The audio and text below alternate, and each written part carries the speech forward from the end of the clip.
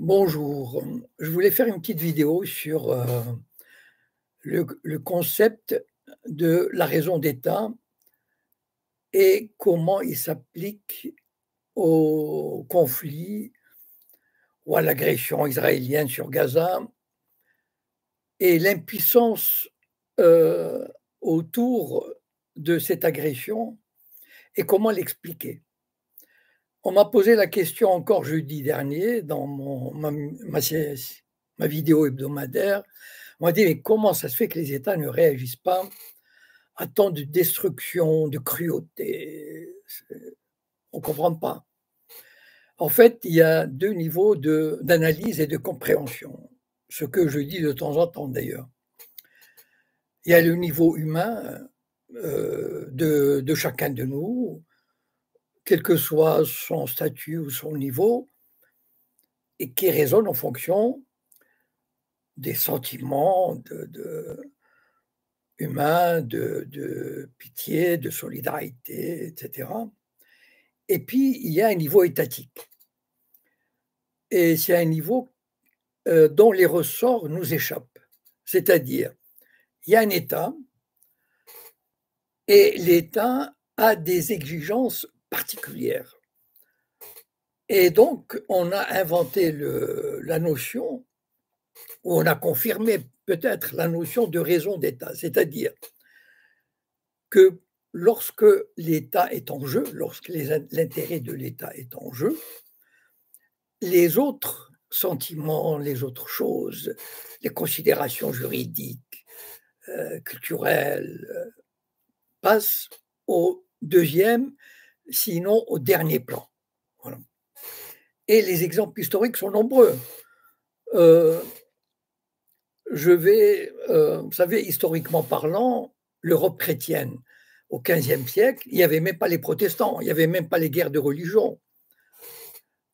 L'Europe catholique était soumise au pape, il y avait des souverains, tous les souverains étaient pratiquants, étaient religieux, les monarchies se mariaient entre elles, on allait chercher une épouse ou un époux, enfin plutôt on allait chercher une épouse chez les cousins autrichiens ou espagnols, etc.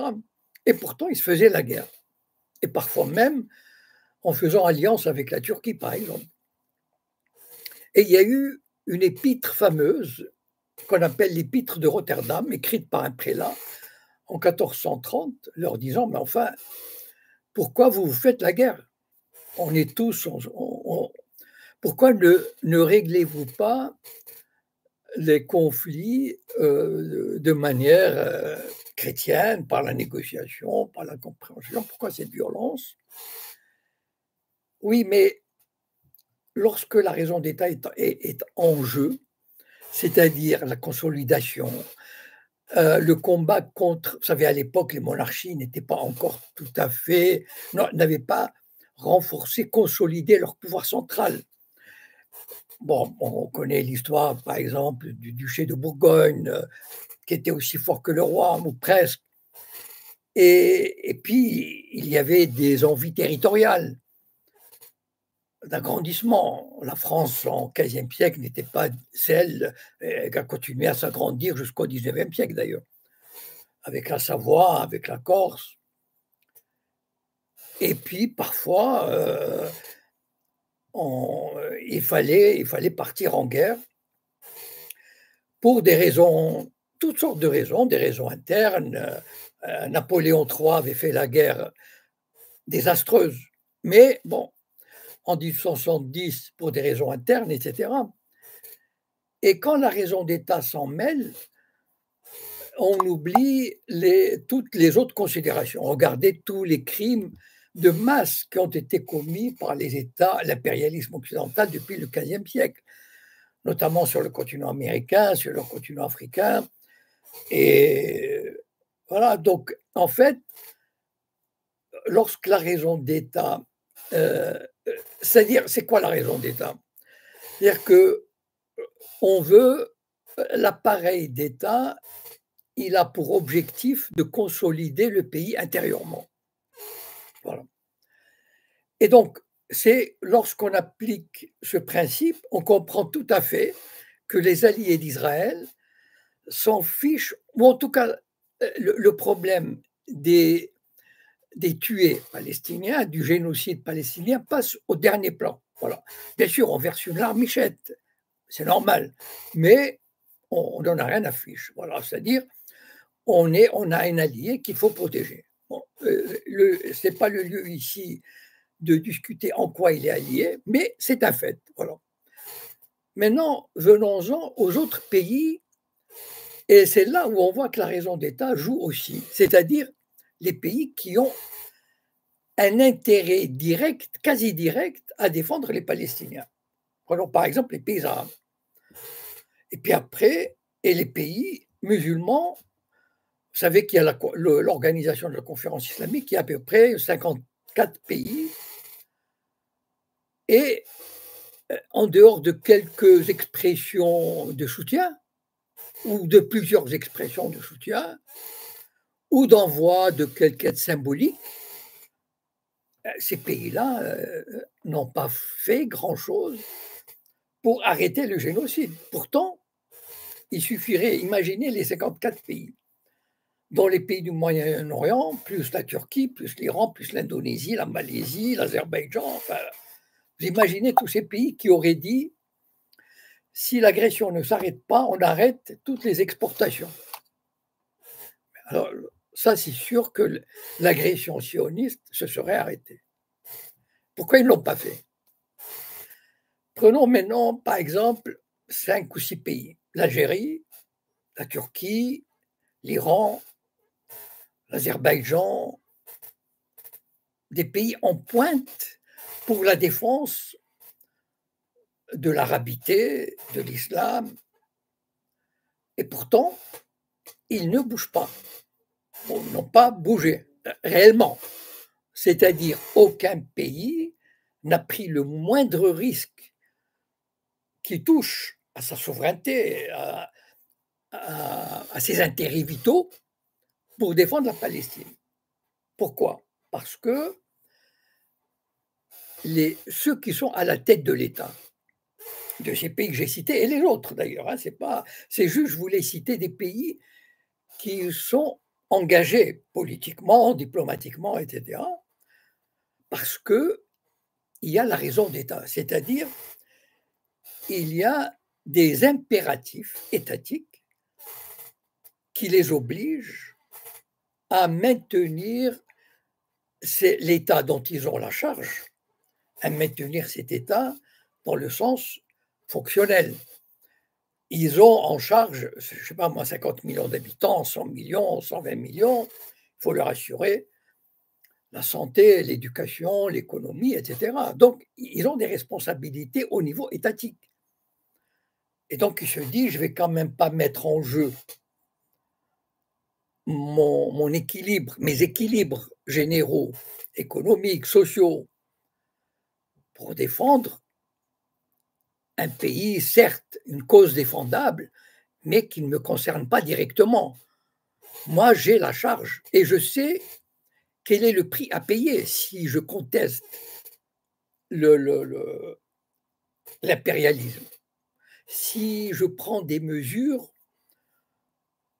véritables pour arrêter le génocide. Je prends un exemple. La Turquie, en 2010, a envoyé une flottille. C'est le seul pays qui a osé le faire.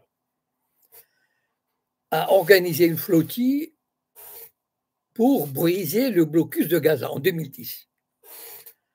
Eh bien, ces navires ont été attaqués, c'était des navires civils, ils ont été attaqués militairement en haute mer. Il y a eu 10 morts ou 12 morts turcs et une centaine de blessés, et l'affaire s'est arrêtée là. Voilà. Et donc, les pays savent à qui ils ont affaire. Ils ont affaire à un pays voyou, un État voyou qui a la bombe atomique, et un allié qui est l'Amérique, dont on connaît le cynisme. Enfin, je veux dire, l'Amérique, au XXIe siècle, a détruit l'Irak et la Libye, par exemple, et a causé des centaines de milliers de morts. Donc, ils n'hésiteront pas.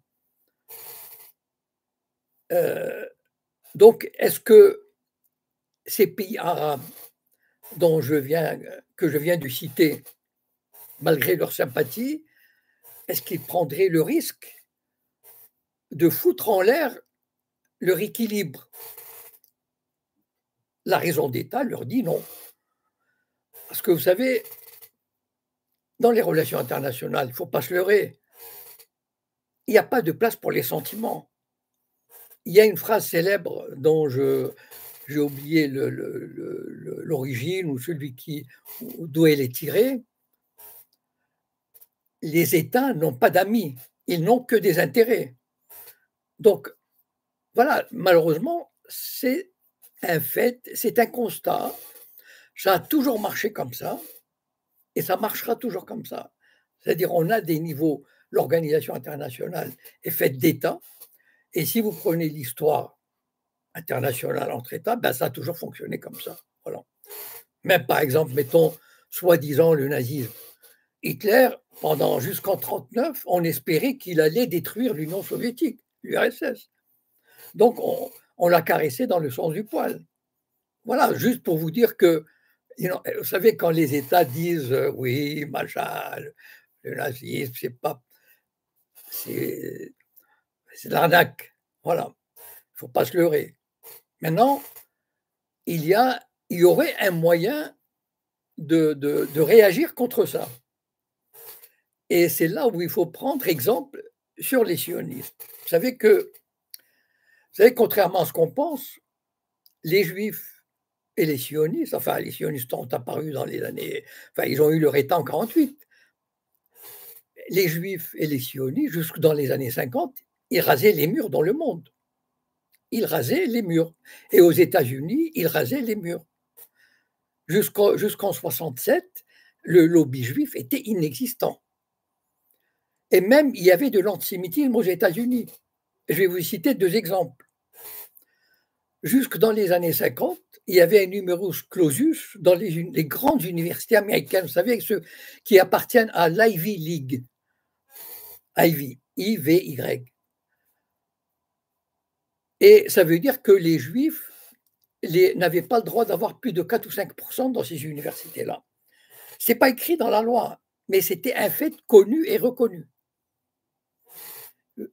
Et donc, voilà, il y avait cet antisémitisme-là.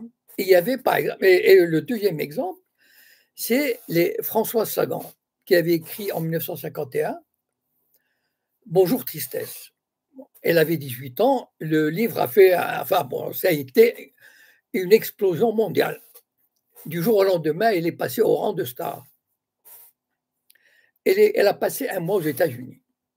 Elle raconte ça dans un livre que vous pouvez trouver dans une bibliothèque. Hein. Y a pas... Moi, je l'ai trouvé à la bibliothèque municipale. Voilà. Vous pouvez vérifier. C'est pas les mémoires. Je ne sais pas c'est comment le titre, mais je crois que c'était sur son voyage aux États-Unis. Voilà. J'ai oublié le titre. Ça fait un moment que je l'ai lu. Elle racontait, bon, évidemment, elle a été reçue avec tous les honneurs, etc. Bon, elle a été emmenée au Connecticut. Pour ceux qui connaissent un peu les États-Unis, vous savez, le Connecticut, c'est un État, disons, discret. C'est un très bel État où les très riches ont des résidences secondaires magnifiques. Voilà.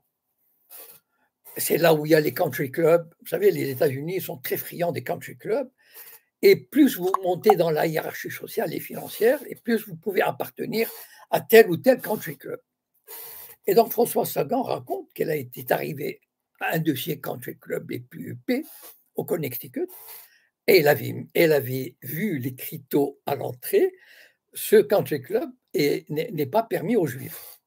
Donc, c'est juste pour vous donner une idée, Kennedy a essayé de briser l'élan nucléaire de Ben Gurion, enfin d'Israël, etc. Donc, je veux dire, vous savez, contrairement à l'idée reçue, les Juifs, jusque dans les années 50 et 60, ils en ont bavé. Voilà, et rasé les murs. Seulement, à partir des années 50 et 60, ils sont organisés.